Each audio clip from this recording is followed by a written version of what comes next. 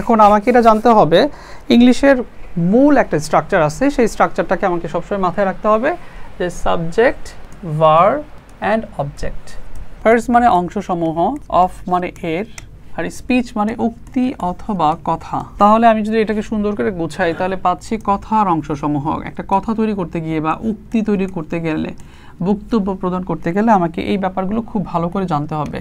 এখন অংশসমূহের মধ্যে আমি দেখি তো এখানে কয় প্রকার আছে। আছে হলো 8 kinds of parts of speech। পার্টসটুকু যদি বাদ দেই তাহলে বাকি অফ স্পিচটুকু যদি আমি কাউন্ট করি তাহলে এখানে 1 2 3 4 5 6 7 8 আমি পেয়ে যাচ্ছি।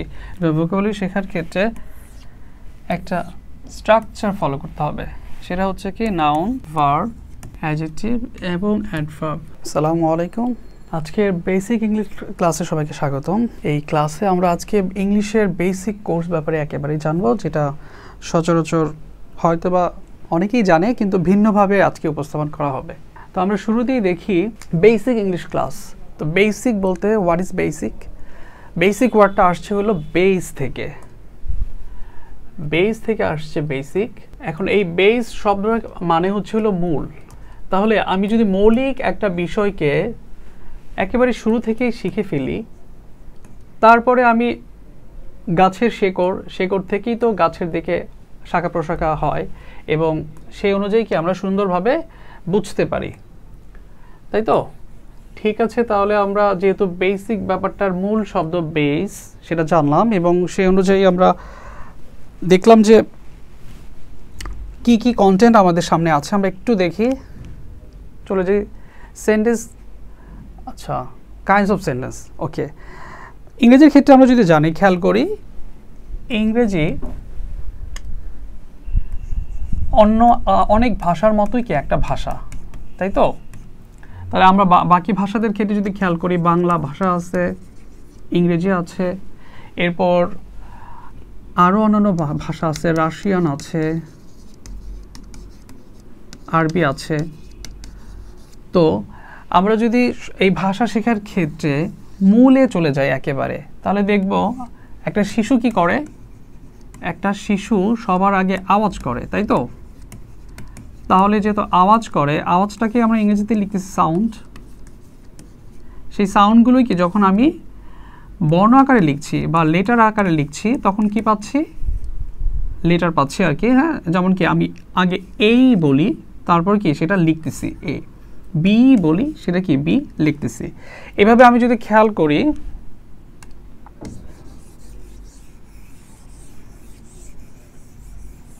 যে একটা শিশু শুরুতে কি করে? আগে লেটার শেখে, এরপর লেটারের সাথে লেটার অ্যাড করে, তারপর কি পায়? সেটা যদি মিনিং ওয়াইজ হয়, শুধু লেটারের সাথে লেটার অ্যাড করলেই হবে না, লেটারের সাথে লেটার অ্যাড করার পরে সেটা মিনিংফুল হতে হবে। সেক্ষেত্রে আমরা যদি দেখি যে কোনো একটা লেটার যদি নেই, ইংলিশে আমরা যদি লেটার 26 লেটার্স আছে, তো 26 লেটার্সের ক্ষেত্রে আমরা যদি একটু ক্যাটাগরি করি, ক্যাটাগরি করলে কি পাবো? আমরা দেখব যে কিছু লেটার আছে যেটা কি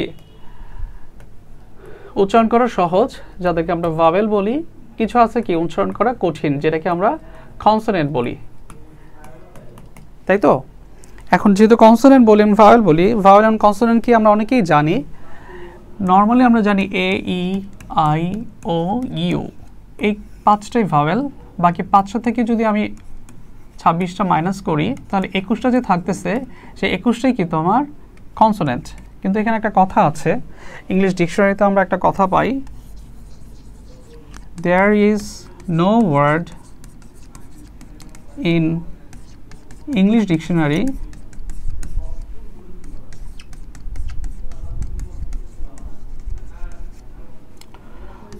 which doesn't contain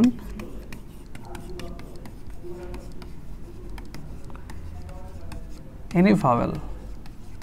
তাহলে এই কথাটা আছে ইংলিশ ডিকশনারিতে আমরা পাচ্ছি। তাহলে এখানে আমি যদি প্রত্যেকটা শব্দ দেখি, প্রত্যেকটা শব্দতে কোনো না কোনো ধরনের ভাওয়েল অবশ্যই আছে, হয় আগে আছে নয় পরে আছে, একের অধিকও আছে। তার মানে এটা প্রমাণিত একটা সত্য কথা। কিন্তু আমি একটু খেয়াল করি তো, যে এই যে শব্দগুলো যে আমি লিখবো এর পরে সেগুলোতে আসলে প্রচলিত ভাওয়েল আমি পাচ্ছি কিনা। যেমন মাই, ক্রাই, ফ্রাই, রাই, এগুলোতে আমি এ ই আই ও ইউ পাচ্ছি না। এখন যেহেতু এ ই আই ও ইউ পাচ্ছি না, তার আমাকে প্রশ্ন জাগে তাহলে শব্দগুলোতে কি ভাওয়েল নাই? অবভিয়াসলি ভাওয়েল আছে, কিন্তু ভাওয়েল তার রূপটা পরিবর্তন করেছে। সেটা কি করেছে যে ওয়াইটা এখানে ভাওয়েল, এখানে ডব্লিউ এবং ওয়াইটা এখানে ভাওয়েল। তার মানে আমার জানার মাঝে আরেকটু জানতে হবে, সেটা হচ্ছে কি এই দুটার মাঝখানে একটা সেমি ভাওয়েল নামে একটা ভাওয়েল আছে, যারা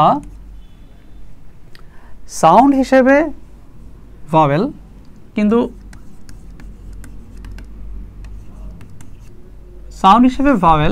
কিন্তু লেটার হিসেবে কনসোনেন্ট।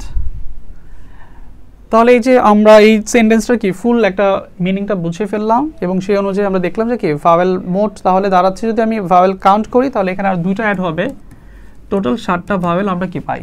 ঠিক আছে, এখন তাহলে আমরা চলে যাই যে দেখলাম যে আমি শুরুতে যে কথাটা বলছি যে লেটারের ক্ষেত্রে যে লেটার মিনিং ওয়াইজ আমাকে বসাতে হবে। এখন আমি যদি 3টা লেটার এরকমভাবে বসাই, যেমন কি আর, টি, এ, আরও একটা লেটার, টিও একটা লেটার, এও একটা লেটার, কিন্তু কোনো মিনিং এখানে কি আমি পাচ্ছি না, দেয়ার ইজ নো মিনিং। কিন্তু এই আর টি এ কে যদি আমি সাজায় লিখি এ আর টি, তাহলে কি এখানে একটা মিনিং দাঁড়াচ্ছে, যেটা অর্থ কি শিল্প। তো এভাবে আমাকে সিকোয়েন্স অনুযায়ী, স্ট্রাকচার অনুযায়ী দেখতে হবে যে আমি গুছিয়ে কিভাবে উপস্থাপন করব। ঠিক আছে, এখন আমরা চলে যাই যে লেটার থেকে আমরা লেটার অ্যাড করে কি পেলাম হলো ওয়ার্ড।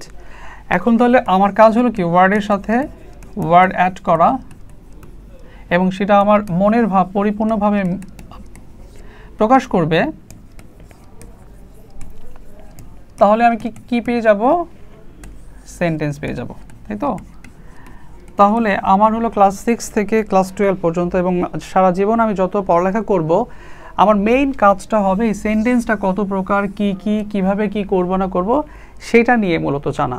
আমি আগে প্রাইমারি লেভেলে ওগুলো জেনে আসছি, আমি লেটার জানছি, অ্যালফাবেট জানছি, এরপর হইলো ওয়ার্ড ক্রিয়েট করতে পারছি। এখন হলো আমাকে সেন্টেন্সটা নিয়ে কাজ করতে হবে। এখন সেন্টেন্সটার সঙ্গে আমরা জানছি যে মনের ভাব পরিপূর্ণভাবে প্রকাশ করে যারা, তাদেরকে সেন্টেন্স বলে।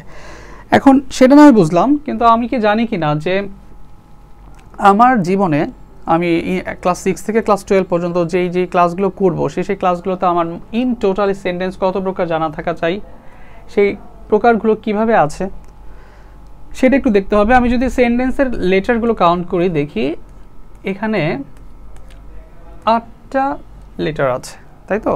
তাহলে আমারও ইন্টারমিডিয়েট পর্যন্ত 8 কাইন্ডস অফ সেন্টেন্স জানা থাকলেই বরং ভালো, এবং হলো সেটা আমার জন্য যথেষ্ট। তাহলে কি আমরা দেখি একটু, আমরা পরের স্লাইডে দেখব যে এগুলো দেওয়া আছে।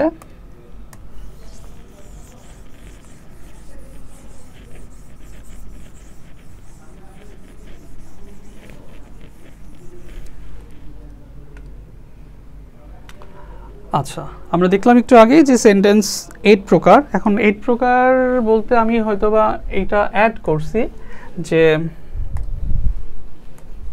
সেন্টেন্সটাকে এভাবে ভাগ করা হয়েছে 2 ক্যাটাগরিতে, যে একটা হচ্ছে মিনিং ওয়াইজ,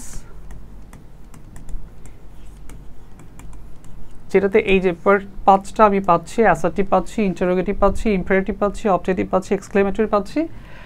আর আরেকটা আছে স্ট্রাকচার ওয়াইজ, সেই 3টা পরবর্তী স্লাইডে আমরা দেখব। আর আপাতত আমরা এই স্লাইডের 5টা নিয়ে কাজ করি।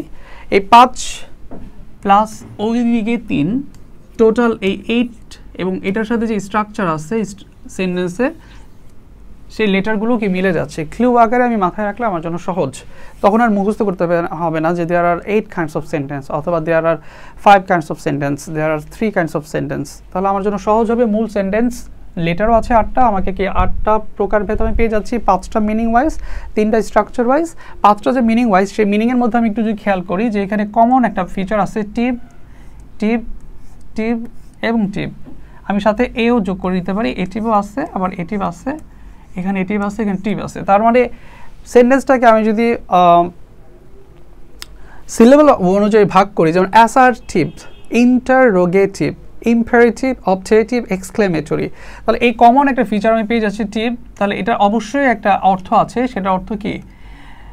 মূলক অথবা বোধক। আর অ্যাসার আমি পাচ্ছি এখানে, ইন্টার পাচ্ছি।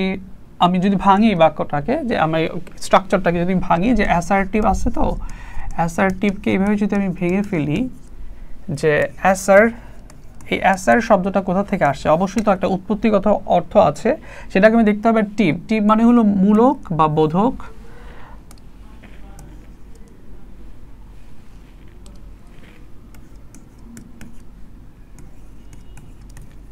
আর অ্যাসার শব্দটা আসছে অ্যাসারশন থেকে।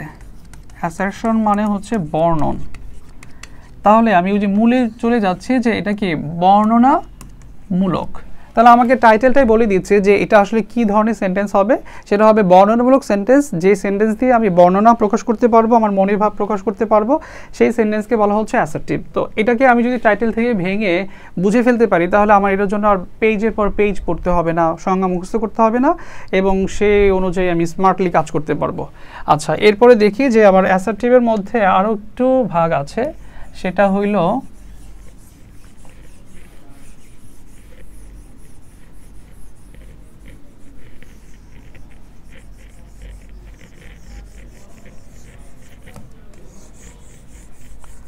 অ্যাসার্টিভের মধ্যে আমি আরেকটু ভাগ করতে চাচ্ছি। সেটা হচ্ছে, আমার তো বিবৃতি দুই ধরনের হতে পারে বা বর্ণনা দুই ধরনের হতে পারে। যেমন একটা কি হতে পারে, হ্যাঁ বোধক, যে আমি হা বোধক বাক্য বলবো, আর এটা হচ্ছে না বোধক, তাই তো? এখন এটাকে যদি আমি ওই যে সাবসেকশনে করি, সাবসেকশনগুলো আমি পাচ্ছি যে কি অ্যাফিরমেটিভ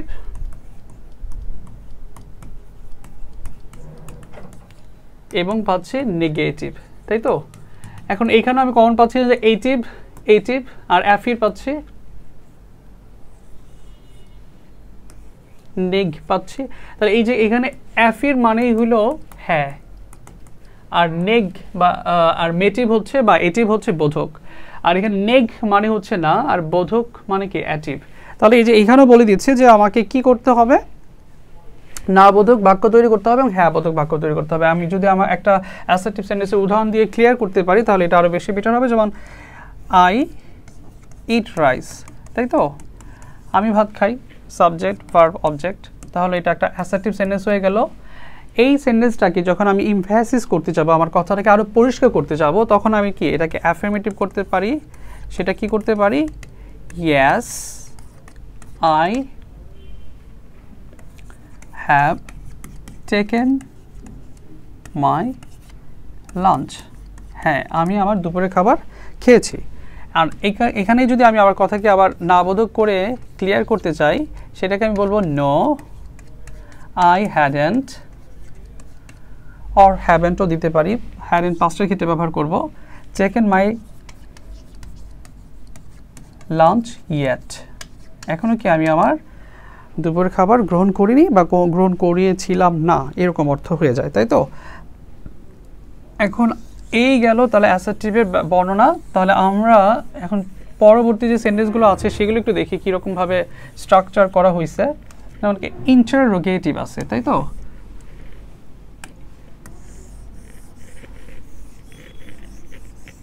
ইন্টাররোগেটিভকে আমরা যদি একটু ভাঙি, যে তিনটা সিলেবল পাচ্ছি, কি কি পাচ্ছি সেটা, এটাকে যদি এখানে ভাঙি আমরা পাচ্ছি ইন্টার পাচ্ছি, তাই তো? ইন্টার পাচ্ছি, রোগেট পাচ্ছি, এবং আরেকটা পাচ্ছি কি এটিভ পাচ্ছি। তো এটিভ তো আমরা জানি বোধক বা মূলক, আর এদিকে ইন্টার মানে হচ্ছে মধ্যে। এখন মধ্যে বলতে কাদের মধ্যে? মধ্যে বলতে অ্যাটলিস্ট দুইজনের মধ্যে বা পারস্পরিক বলতে পারি আমরা, হ্যাঁ। আর রোগেট মানে হলো, রোগেট শব্দটা আসছে হলো রোগেশন থেকে। রোগেশন মানে হচ্ছে জানার জন্য জিজ্ঞেস করা। তো যখন আমি একটা বাক্যকে ব্যবহার করে অন্যের কাছ থেকে তথ্য জানার উদ্দেশ্যে প্রশ্ন করব, তখন সেটা হবে ইন্টাররোগেটিভ সেন্টেন্স। এটা চেনার খুবই সহজ উপায় হলো মার্ক অফ ইন্টাররোগেশন থাকবে। এখানে আমি WH ওয়ার্ড ব্যবহার করতে পারি, অক্সিলারি ভার্বগুলো ব্যবহার করতে পারি, ডু ভার্ব ব্যবহার করতে পারি, হ্যাভ ভার্ব ব্যবহার করতে পারি, এরকম আরও অন্যান্য স্ট্রাকচার অনুযায়ী আমি সাজিয়ে নিতে পারি আমার মতো করে। এরপরে আমি চলে যাই যে কি আছে, ইম্পারেটিভ আছে, একই ব্যাপার। ইম্পারেটিভের ক্ষেত্রে আমি দেখতেছি দুইভাবে সিলেবাল ভাগ করে আমি সহজেই আমি মনে রাখতে পারবো যে ইম্পারেটিভ সেন্টেন্সগুলো কী এবং কিভাবে সেটা গঠিত হয়।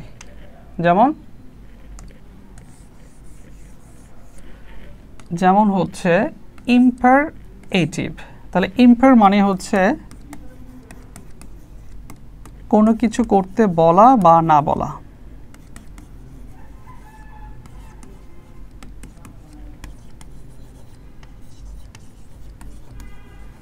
আর এটিভ মানে হলো বোধক। তাহলে কি আমরা বলতে পারি অনেকটাই সহজ ভাষায় অনুজ্ঞাবোধক বা নিষেধ করা হয় যে বাক্য দিয়ে সেটাকে বলা হয় ইম্পারেটিভ। তাহলে আমি দেখতে পাচ্ছি যখন এই স্ট্রাকচারের মধ্যেই বা টাইটেলের মধ্যে আমি পেয়ে যাচ্ছি যে বোধক আমি কমন পাচ্ছি, আর ইম্পার মানে হচ্ছে কোনো কিছু করতে বলা বা না করা। যেমন আমি যদি বলি ডু দ্য সাম, অঙ্কটি করো, তাহলে আমি একটা আদেশ করলাম do not run on the sun.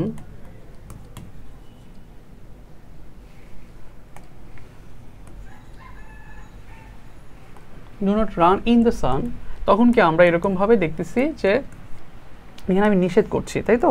তাহলে আদেশ, নিষেধ, অনুরোধ, উপদেশ যেই সেন্টেন্স দিয়ে আমি প্রকাশ করব সেটাকে বলা হয় ইম্পারেটিভ। এরপরে চলে যাচ্ছি আমরা অবজেক্টিভে। অবজেক্টিভে অনেক সহজ একটা ক্লু এখানেই লুকিয়ে আছে, সেই ব্যাপারটা আমরা একটু দেখি কি আছে এবং কিভাবে আমি মাথায় রাখতে পারবো। সেটা হচ্ছে অবজ এবং অ্যাটিভ। অবজ মানে হচ্ছে ইচ্ছা অথবা আকাঙ্ক্ষা, আর এটিভ মানে হচ্ছে বোধক। এটা তো কমনই, আমরা একটু আগেই শুরুতেই বলে নিছি। তাহলে যেই সেন্টেন্স দিয়ে আমি ইচ্ছা বা আকাঙ্ক্ষা প্রকাশ করব সেটাকে বলা হবে অবজেক্টিভ। যেমন এক্সাম্পল দিয়ে আমি যদি দেখাই, আমরা আমাদের আল্লাহর কাছে প্রার্থনা করি মে আল্লাহ ব্লেস ইউ, আল্লাহ তোমাকে আশীর্বাদ করুক, wish you all the best, তোমাকে সর্বোচ্চ শুভকামনা। তাহলে এই যে আমি উইশ করতেছি, ইচ্ছা প্রকাশ করতেছি, আকাঙ্ক্ষা করতেছি, যেই সেন্টেন্স দিয়ে আমি মেক করব সেটাই হচ্ছে কি অবজেক্টিভ। এখানে আরেকটা কথা বলে নেওয়া যায়, অ্যাসার্টিভ, ইম্পারেটিভ, অবজেক্টিভ এই তিন সেন্টেন্সের পরে কি ফুল স্টপ বসবে। ইন্টারোগেটিভের ক্ষেত্রে মার্ক অফ ইন্টারোগেশন বসবে, এক্সক্লেমেটরির ক্ষেত্রে আমরা জানি মার্ক অফ এক্সক্লেমেশন বসে। এটা একটু ভিন্ন, বাকি ক্রাইটেরিয়ার মধ্যে ফেলানো যায় না, কিন্তু এটাকেও আমরা একটা ক্লুর মধ্যে নিয়ে আসবো। দেখি ক্লুটা একটু ইন্টারেস্টিং, ভিন্ন যদিও, সেটা একটু দেখি যে কি আছে। সেটা হচ্ছে এক্সক্লেম এবং এটোরি আছে, তাই তো? আচ্ছা, এক্সক্লেমকে আমি যদি সরাসরিও এরকম টেকনিক ফালাইতে পারবো না, কিন্তু আমি অনেকটাই এক্সক্লেমের সাথে মিলাতে পারি। এখানে যদিও আই নাই, এখানে আই আছে, তো আমি অনেকটাই ধরে নিতে পারি যে এক্সক্লেমেটরির যে ক্লিউটা এখানে আছে। আমরা যে আবেগগুলো প্রকাশ করে থাকি, আমাদের আনন্দ, বেদনা, কান্না, হাসি, যে সেন্টেন্সের মধ্যে দিয়ে সেটাকে বলা হচ্ছে কি, এটা হলো দাবি করা, এক্সক্লেম।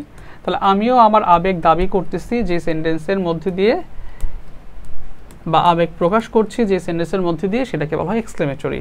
যেমন আমরা এক্সক্লেমেটরি বিভিন্ন ধরনের সাইন দেখি, হুররা, উই ডিড ওয়েল, আমরা ভালো করেছি, হেই আমরা ভালো করেছি। তাহলে এই যে হুররা আবেগসূচক আমরা হেই বলতেছি, সেটা যে প্রকাশ পাচ্ছে সেটাই কি এক্সক্লেমেটরি সেন্টেন্স। এরপরে আমরা চলে যাই, এগুলো গেল মিনিং ওয়াইজ। এভাবে আমি যদি কোনো একটা পড়া খুবই বেসিক থেকে জেনে বুঝে নেই, তাহলে আমার ফাউন্ডেশনটা খুবই ভালো হবে এবং সেই অনুযায়ী কি স্ট্রাকচার করাটা আমার জন্য বেটার হবে। আচ্ছা, এরপরে আমরা দেখি কি আছে স্ট্রাকচার ওয়াইজ। এখন আমাকে এটা জানতে হবে, ইংলিশের মূল একটা স্ট্রাকচার আছে, সেই স্ট্রাকচারটাকে আমাকে সবসময় মাথায় রাখতে হবে যে সাবজেক্ট, ভার্ব অ্যান্ড অবজেক্ট। এই স্ট্রাকচারটা ইংলিশের একেবারে যত ইংলিশ বলতে আমরা যা বুঝি সবখানে আমরা পাবো। সেই ক্ষেত্রে আমাকে মাথায় রাখতে হবে মাঝে মাঝে সাবজেক্টটা একটু এক্সটেন্ড হবে, অবজেক্টটা একটু এক্সটেন্ড হবে, ভার্বের সামনে ভিন্ন ধরনের ভার্ব আসবে, সেটা নিয়ে আমাকে মাথায় একটু কাজ করতে হবে। আমি চলে আসি যে স্ট্রাকচার ওয়াইজ যে তিনটা ফরম্যাট আছে, সিম্পল, কমপ্লেক্স, কম্পাউন্ড। সিম্পল মানেই হচ্ছে সহজ, তাহলে এ বেশি প্যাঁচাবে না, এ বেশি আমাদের কষ্ট দিবে না, আমরা সহজেই বুঝে ফেলবো। তো সেটা হচ্ছে কি এখানে এই স্ট্রাকচারটাই ফলো করবে, সাবজেক্ট ভার্ব অবজেক্ট, শুধুমাত্র এটা ভার্বটা হবে ফিনিট ভার্ব। তো ফিনিট ভার্ব কাকে বলে? ফিনিট শব্দটা আসছে হলো ফিনিশ থেকে, তাই তো? তাহলে ফিনিশ শব্দটা আসছে, আমি যদি ফিনিশ মানে জানি শেষ করা, তাহলে এই স্ট্রাকচার অনুযায়ী অবজেক্টকে কাজে লাগিয়ে ভার্ব যখন সাবজেক্টের কাজটা শেষ করে দিবে তখন সেটাকে বলা হবে সিম্পল সেন্টেন্স। আমি স্ট্রাকচার দিয়ে দেখাই, খুবই সহজ একটা সেন্টেন্স আছে, আমরা ব্যবহার করি প্রায়, আই ইট রাইস। আমি যদি এখানে যদি লিখতাম আই ইট, তাহলে এখানে সেন্টেন্স হইতো কিন্তু ইনকমপ্লিট থাকতো সেন্টেন্স, যে আই ইট আমি খাই, কি খাই প্রশ্ন থাকে, তাই না? কিন্তু আমি যদি বলি যে আই ইট রাইস, অথবা রাইসের পরিবর্তে যে কোনো কিছু আমি বসাই খাবার হিসেবে, তখন কি আমি সাবজেক্ট পাচ্ছি, ভার্ব পাচ্ছি, যেটা কি একটা ফিনিট ভার্ব, এই অবজেক্টকে কাজে লাগিয়ে কি সাবজেক্টের কাজ ক্লিয়ার করে দিচ্ছে, সেটাকে বলা হচ্ছে সিম্পল সেন্টেন্স।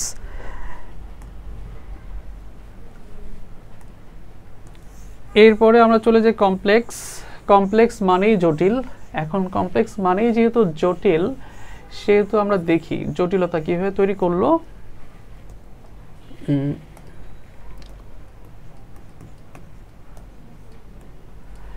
তাহলে এখন আমি দেখি যে জটিল কিভাবে হয়।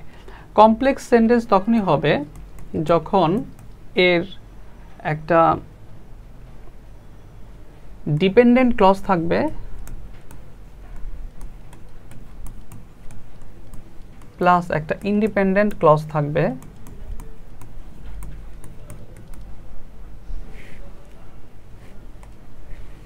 মাঝে একটা কমা থাকবে এবং সামনে একটা কন্ডিশন থাকবে। ঠিক আছে? এখন আমি যদি কাউকে কোনো কাজ করতে বলি, সে যদি কাজটা তার মতো করে করে তাহলে তার জন্য সহজ। কিন্তু আমি যদি তাকে ডিরেকশন দিয়ে দিই যে তুমি এই কাজটা এইভাবে করো, এইভাবে করো, এইভাবে করতে পারবা না, এইভাবে করলে কেন, এটা আমার পছন্দ হয়নি, তখন তার জন্য জটিল হয়ে যাবে কাজটা। তো একই ব্যাপার সেন্টেন্সের ক্ষেত্রেও, যখন কন্ডিশন অ্যাড হয়ে যাবে, ডিপেন্ডেন্ট ক্লজ, ইন্ডিপেন্ডেন্ট ক্লজ এবং একটা কমা থাকবে, তখন সেটাকে বলা হবে কমপ্লেক্স সেন্টেন্স। আমরা একটু আগে দেখলাম যে আই ইট রাইস, এই সেন্টেন্সটাকে যদি আমি কমপ্লেক্স করতে চাই, তাহলে আমি এখানে কমপ্লেক্স হিসেবে শর্ত দিব, দো একই অংশটুকু থাকবে আই ইট রাইস। এটা যদিও ইন্ডিপেন্ডেন্ট ছিল এবং এর অর্থ স্বাধীন ছিল, যেখানে বসবে সেখানে সে তার কাজ করতে পারত, কিন্তু এখানে শর্তাধীন করার কারণে কি এটা হয়ে যাচ্ছে একটা অধীন বাক্য, সেটা হলো ডিপেন্ডেন্ট ক্লজ আর কি। Though I eat rice, I like oblique prefer fried rice. তাহলে এই যে এখানে আমি একটা কন্ডিশন দিছি, যদিও আমি ভাত খাই, তারপরে কথা থেকে যায় কি করি, ভাত খাইলেও আমার অন্য কাজটা কি, মূল কাজটা কি, এখানে মানে অপ্রধান কাজ হচ্ছে যদিও আমি ভাত খাই, আমি কি পছন্দ করি বা বেশি পছন্দ করি ফ্রাইড রাইস। তাহলে এখানে সাবজেক্ট, তারপরে ফিনিট ভার্ব আর অবজেক্ট আছে, এবং কি এটা হলো একটা ইন্ডিপেন্ডেন্ট ক্লজ,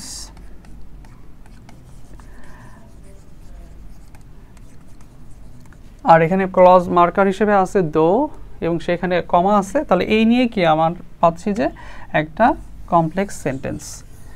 আচ্ছা, এরপরে দেখছি কম্পাউন্ড। কম্পাউন্ডটাকে যদি আমরা একটু ভাঙি, তাহলে দেখব যে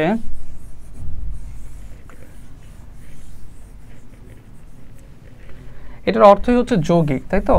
যেহেতু অর্থই হচ্ছে যৌগিক, তাহলে যৌগ গঠন করবে অবভিয়াসলি, অনেকটাই কেমিস্ট্রির মতো।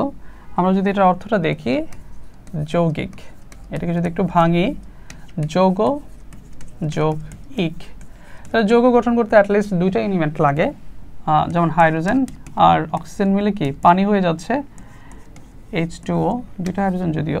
আচ্ছা ঠিক আছে, তাহলে এখানেও কি অ্যাটলিস্ট দুইটা সেন্টেন্স লাগবে যারা কি তোমার পরস্পরকে সহযোগিতা করে এক পাশে বসবে, এবং বসার ক্ষেত্রে কি একটা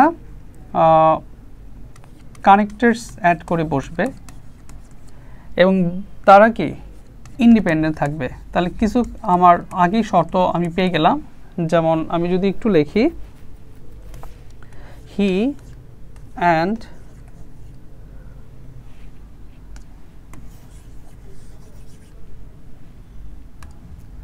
he is a poor boy, is a poor but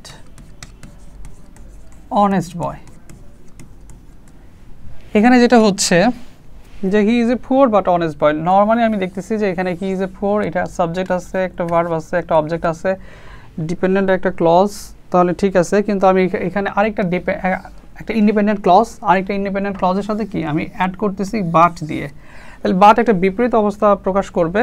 সচরাচর যারা গরিব হয়, বা আমিও যদি গরিব হইতাম, আমার স্বভাবে সমস্যা দেখা দিত, আমি সততা ধরে রাখাটা কঠিন হয়ে যেত আমার জন্য, কিন্তু সে সততা ধরে রাখছে। তাহলে he is a poor but honest boy, তাহলে এখানে হি ইজ এ আমি কমন নিছি, যেহেতু একই ব্যক্তি সম্পর্কে বলতেছি সেহেতু সাবজেক্ট এবং ভার্বটা আমি কমন নিছি, তার কোয়ালিটি আমি এক্সপ্লেন করতেছি। তাহলে he is a poor but honest man, বা আমি এখানে যদি অ্যান্ড দিয়েও দেখাইতে পারি, he and his brother are going there, এখানে সাবজেক্ট আমি অ্যাড করে দিছি, যার জন্য ভার্বটা প্লুরাল হয়ে গেছে। এইরকমভাবে কি আমি কম্পাউন্ড সেন্টেন্স মেক করতে পারবো, এবং এইভাবেই কমপ্লেক্স সেন্টেন্সগুলোকে বুঝে শুনে মেক করলে আমার জন্য সহজ হবে।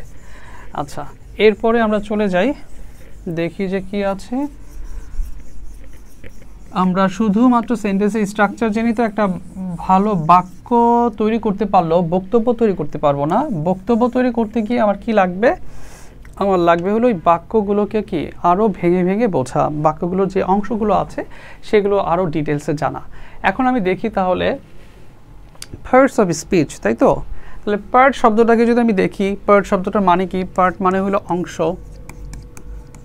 তাহলে এই অংশ, এটার সাথে আমি এস যোগ করছি, তাই তো? সেটা হচ্ছে অংশ সমূহ। এখন আমি যদি একটা সিম্পল ক্লু মাথায় রাখি, যেমন নাউন প্লাস এস সমান সমান প্লুরাল হয়ে যাবে, আর যদি আমি ভার্ব প্লাস এস যোগ করি তাহলে সেটা সিঙ্গুলার হয়ে যাবে। যেমন এক্সাম্পল হিসেবে আমরা দেখতে পারি বুক, একটা বই, একটা নাম, তাই নাউন, এটার সাথে এস যোগ করলে আমরা পেয়ে যাচ্ছি কি বুকস, অনেকগুলো বই, তাই তো? আবার ওয়ান্টস মানে চাওয়া, এর সাথে যদি আমি এস যোগ করি, চাওয়া একটা কাজ, তাই ভার্ব, তাহলে কি আমি ওয়ান্টস পাচ্ছি, ওয়ান্টস কি এখানে সিঙ্গুলার। আচ্ছা, তারপরে দেখি কি আছে, যে পার্টস পেলাম, অংশসমূহ পেলাম, এরপরে পাচ্ছি যে অফ। অফ মানে হচ্ছে, পার্টস মানে অংশসমূহ, অফ মানে এর, আর স্পিচ মানে উক্তি অথবা কথা। তাহলে আমি যদি এটাকে সুন্দর করে গুছাই তাহলে পাচ্ছি কথার অংশসমূহ। একটা কথা তৈরি করতে গিয়ে বা উক্তি তৈরি করতে গেলে, বক্তব্য প্রদান করতে গেলে আমাকে এই ব্যাপারগুলো খুব ভালো করে জানতে হবে। এখন অংশসমূহের মধ্যে আমি দেখি তো এখানে কয় প্রকার আছে, আছে হলো 8 kinds of parts of speech. এখন আমি যদি খেয়াল করি, পার্টসটুকু যদি বাদ দেই তাহলে বাকি অফ স্পিচটুকু যদি আমি কাউন্ট করি তাহলে এখানে 1 2 3 4 5 6 7 8 আমি পেয়ে যাচ্ছি। ক্লু আকারে যদি মাথায় রাখি তাহলে পার্টস অফ স্পিচে 8 প্রকার, এটা আমার মনে মুখস্থ করা দরকার নাই, অনেকটাই বুঝে বুঝে আমি ক্ল্যারিফাই করতে পারবো। আচ্ছা, এই কী কী আছে আমি জানি, নাউন আছে, প্রোনাউন আছে, ভার্ব আছে, অ্যাডভার্ব আছে, অ্যাডজেক্টিভ আছে, প্রেপোজিশন, কনজাংশন, ইন্টারজেকশন। নাউন দিয়ে আমরা শুরু করি। নাউন মানে নাম। এখন নাউন মানে নাম বলতে কি নাম বোঝায়? আমরা দুনিয়াতে দুই ধরনের ব্যক্তি বা জিনিস দেখতে পাই। এক ধরনের জিনিস বা ব্যক্তির অস্তিত্ব আছে, যার শরীর আছে, আকার আছে। আরেক ধরনের ব্যক্তি বা বস্তুর ব্যক্তি বলা যায় না, যার আকার নাই বা অস্তিত্ব নাই। যেমন আমি দেখি কি বায়ু, বায়ু আছে কিন্তু তার কোনো আকার আকৃতি আমরা দেখি না, তাই তো? আর আমরা যদি মানুষকে বলি, হিউম্যান বলতে পারি, তাদেরকে দেখা যায়। তাহলে এই যে সমস্ত কিছু নামকে বলা হচ্ছে কি নাউন। আমরা যদি হিউম্যানকে জেন্ডার ওয়াইজ ভাগ করি, জেন্ডার ওয়াইজ আমরা নাম দিতে পারি হালিম ছেলে এবং হালিমা মেয়ে। অন্য যে কোনো ধরনের প্রাণীর আমরা নাম বলতে পারি ক্যাট, র্যাট, ব্যাট। আর বাকি ইয়ার আছে, হ্যাপিনেস আছে, যেগুলো দেখা যায় না কিন্তু এগুলোর অস্তিত্ব আছে। ওই সবার কমন নাম, সুখের কমন নাম সুখ, দুঃখের কমন নাম দুঃখ। এরকমভাবে আমরা ক্যাটাগরি করতে পারি। এরপরে চলে যায় প্রোনাউন। প্রোনাউনের প্রো যদি আমরা ভাগ করি, নাউন যদি ভাগ করি, নাউন মানে নাম আর প্রো মানে হচ্ছে পরিবর্তে। তাহলে নামের পরিবর্তে যেটা, নামের পরিবর্তে যেটা সেটাই প্রোনাউন। তাহলে নামের পরিবর্তে আমরা কী কী ব্যবহার করতেছি? এখানে আমরা হালিম ব্যবহার করছিলাম, যেটা নাউন ছিল। সে ছেলে, তাই আমি হি ব্যবহার করব। বারবার হালিম শুনতেও ভালো লাগবে না, লিখতেও ভালো লাগবে না, দেখতেও ভালো লাগবে না, এই জন্য আমরা সংক্ষেপ করে ফেলতেছি। আর হালিমা ছিল, হালিমাকে আমরা জানি হালিমা মেয়েদের নাম, সেক্ষেত্রে শি। আর বাকি ক্যাট, র্যাট, ব্যাট এরা যারা আছে সেসব ক্ষেত্রে কি আমরা ব্যবহার করতে পারি ইট। আর এই তিনটা প্রোনাউনের ক্ষেত্রে আমরা যদি প্লুরাল করে ফেলি, মানে বেশি করে ফেলি, তাহলে কি আমরা দে ব্যবহার করব। এরপরে চলে যাই, আমরা দেখি কি আছে, ভার্ব আছে, তাই তো। ভার্ব সংজ্ঞা তো অনেকভাবে মুখস্থ করা যায়। আমি যদি রিলেট করি সংজ্ঞাটা মুখস্থ করি, আমার জন্য সেটা সহজ হবে উপস্থাপন এবং হইল নিচের মনে রাখা। সেটা কি হচ্ছে, সেটা হচ্ছে যে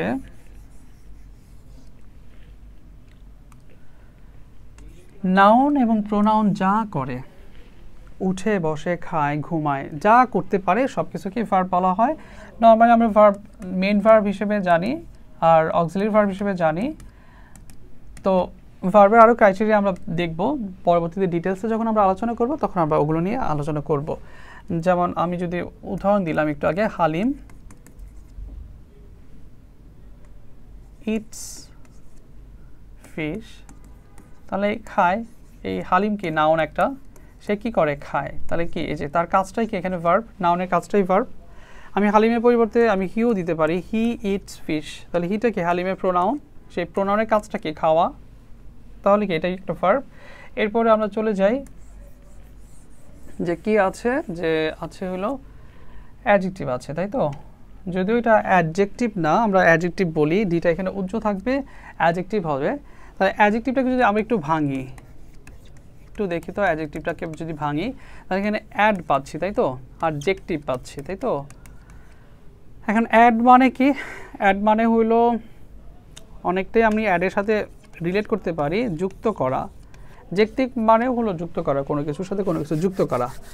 আর তবে সেটা কি হবে, অ্যাডজেক্টিভটা হবে নাউন এবং প্রোনাউনের যে কোয়ালিটিগুলো আছে, কোয়ালিটি কোয়ান্টিটি যেটা নিয়ে কথা বলে, সেটাই হলো অ্যাডজেক্টিভ। যেমন কি আমি হালিমের কথা বললাম, হালিম যদি এভাবে হালিমকে এক্সপ্লেন করি, Halim is a good boy, তাহলে হালিমকে একটা ভালো বালক, তাহলে এই যে হালিমের সম্পর্কে আমি একটা কি কোয়ালিটি অ্যাড করতেছি, সেটাই কি একটা adjective.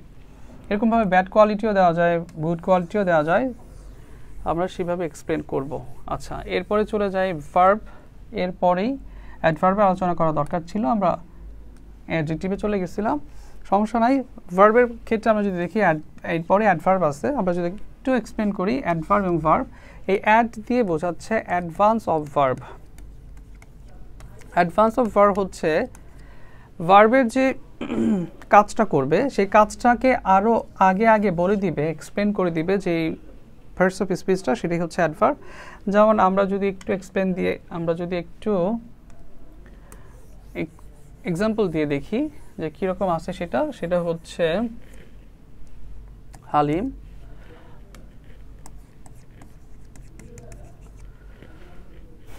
wakes up early in the morning,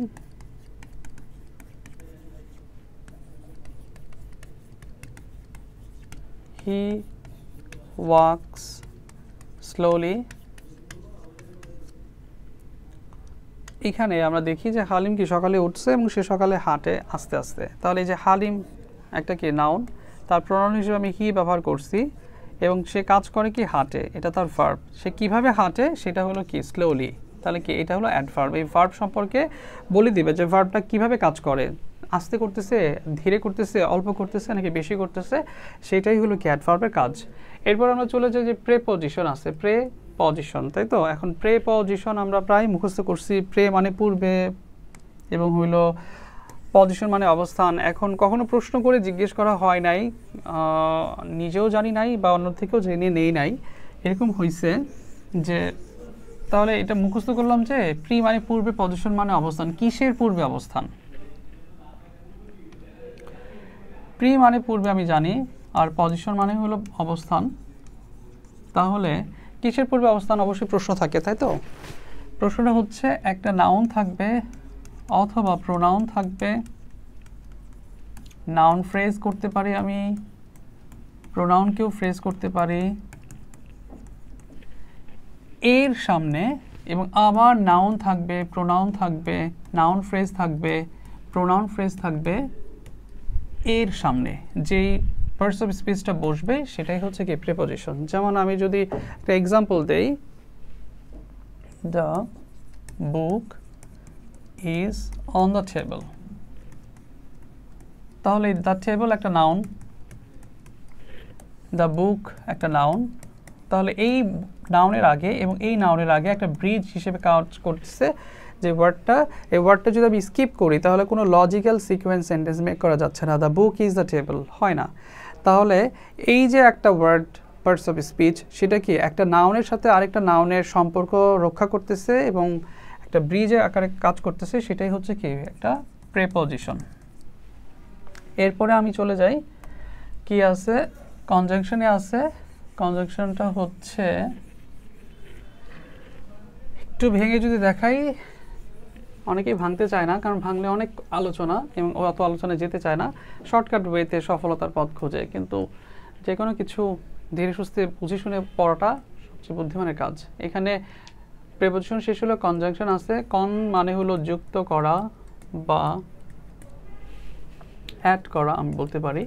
R junction শব্দটার সাথে আমরা পরিচিত কিনা, জাংশন শব্দটাকে আমি যদি আরেকটু ব্রড করি, রেলওয়ে জাংশন বা রেল স্টেশনের সাথে আমি তুলনা করতে পারি।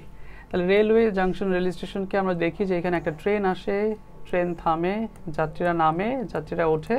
যাত্রীরা যখন নামতেছে তখন মাইনাস হচ্ছে, কমে যাচ্ছে, যাত্রীরা যখন উঠতেছে তখন প্লাস হচ্ছে।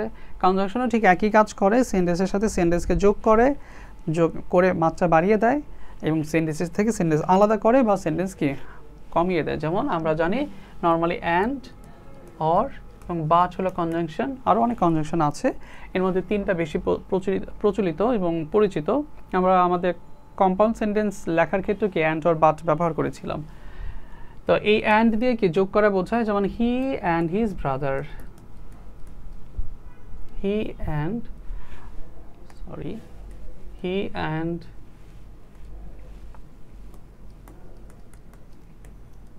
His brother. এখন হি থাকলে আমি শুধু হিজ ব্যবহার করতাম, কিন্তু যখন অ্যান্ড দিয়ে হিজ ব্রাদার যোগ করে ফেলছি তখন নাউনটাকে প্লুরাল করে ফেলছি আমি। এখন আমি চাইলে ইউজ ব্যবহার করতে পারবো না, তখন কি আমাকে আর ব্যবহার করতে হবে, মানে সাবজেক্ট প্লুরাল হয়ে গেছে, আমাকে ভার্বটাকে কেউ প্লুরাল করতে হবে এইভাবে। আর কিন্তু যদি আমি এই কথাটাই যখন এইভাবে লিখবো, হি অর হিজ ব্রাদার, তাহলে কি আমি আলাদা করে ফেলছি, সে অথবা তার ভাই, যে কোনো একজন, তাহলে কি পৃথক করে ফেলছি, তাহলে কি এখানে সিঙ্গুলারই থাকবে। তাহলে এইভাবে আমি কি মেক করতে পারবো কনজাংশন ব্যবহার করে সেন্টেন্স। তারপরে দেখি আমাদের কি আছে হইল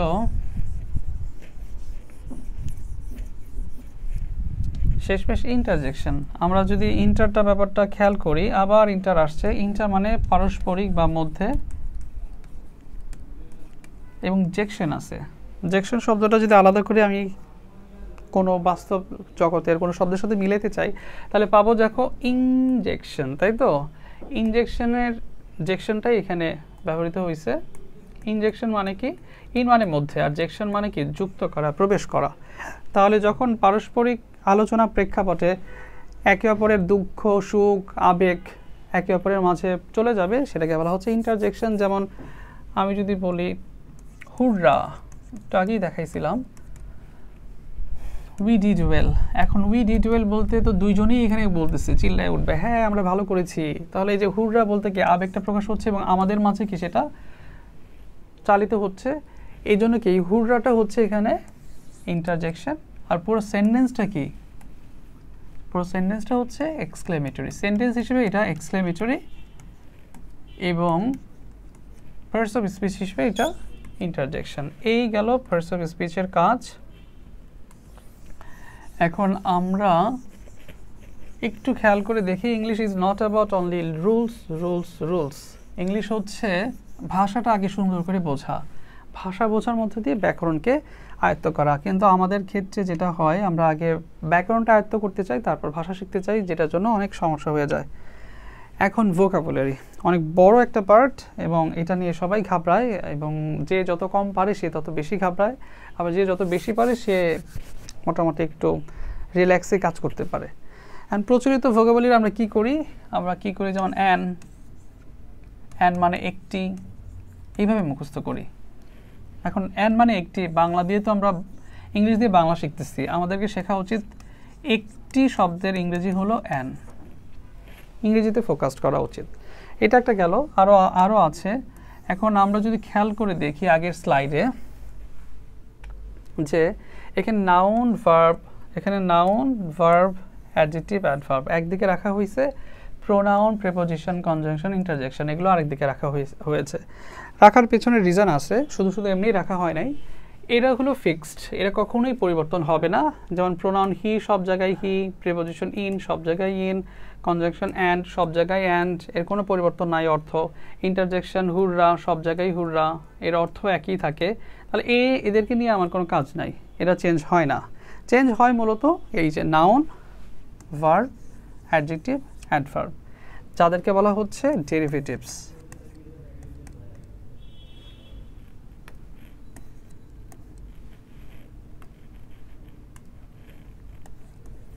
ডেরিভেটিভস, তাহলে ডেরিভেটিভস হচ্ছে রুট ওয়ার্ডের সাথে আমি যখন এক্সট্রা কিছু অ্যাড করব সেটাকে বলা হয় ডেরিভেটিভস, এবং সেটা কি সাফিক্স এবং প্রেফিক্স হইতে পারে। তাহলে আমরা দেখি যে কিভাবে ভোকাবুলারি শেখার ক্ষেত্রে এইগুলো কাজে আসে। আমরা চলে যাই ভোকাবুলারি স্লাইডে।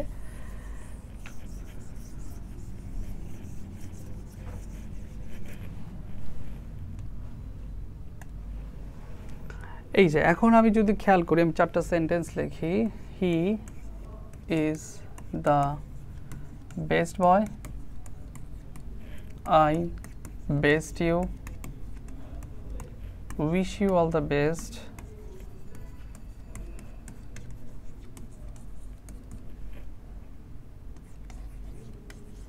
best of the best।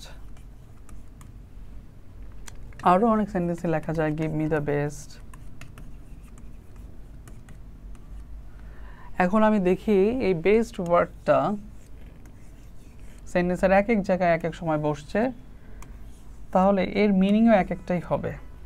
কিন্তু আমরা বেশিরভাগই বেস্ট মানে জানি সেরা, বেস্ট মানে সেরা জানি, ঠিক আছে, সেটা না হয় আমরা বুঝলাম।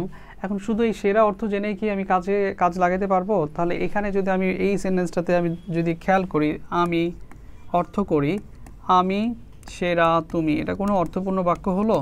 কোনো অর্থপূর্ণ বাক্য হয় নাই। তার মানে বেস্টের বাকি যে রূপগুলো সেই রূপগুলো আমার জানা নাই, এবং সেটা যদি জানা থাকা যায় তাহলে শুধু পরিপূর্ণভাবে একটা সেন্টেন্সকে, একটা ওয়ার্ডকে খুব ভালো করে বোঝা যাবে, সেইভাবে একটা সেন্টেন্সকেও বোঝা যাবে।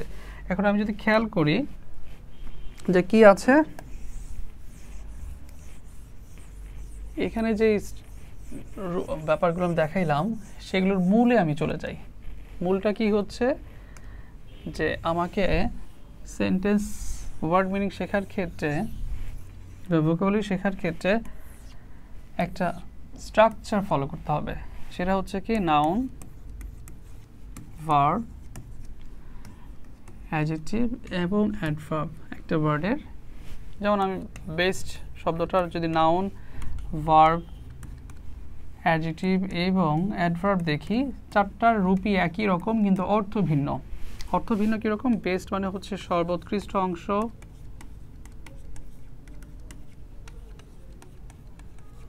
এই বেস্ট মানে পরাস্ত করা, পরাস্ত করাকে আমি যদি বাংলায় আরো সহজ করি সেটা হলো পরাজিত করা। এই বেস্ট মানে সেরা, যেটা আমরা বেশিরভাগই জানি, আর এই বেস্ট মানে সর্বতোভাবে। তাহলে ওই যে আমি যে উদাহরণগুলো দিলাম, এখন ওইটাকে যদি আমি একটু আবার রিপিট করি, হি is the best boy in the class,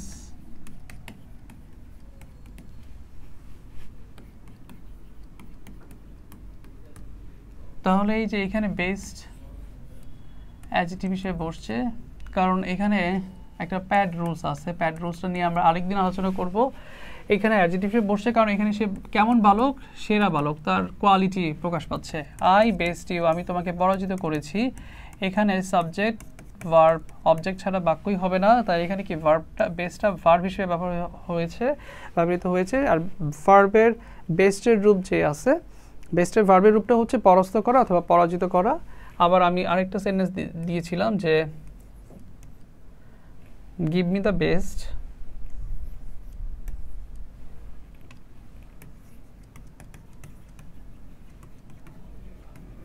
তাহলে এই বেসটা এখানে ওই সর্বোৎকৃষ্ট অংশ হিসেবে বসছে, নাউন হিসেবে বসছে। আর আমি যদি আরেকটা অর্থ দেই, আরেকটা সেন্টেন্স লিখি, সেটা হচ্ছে wish you all the best.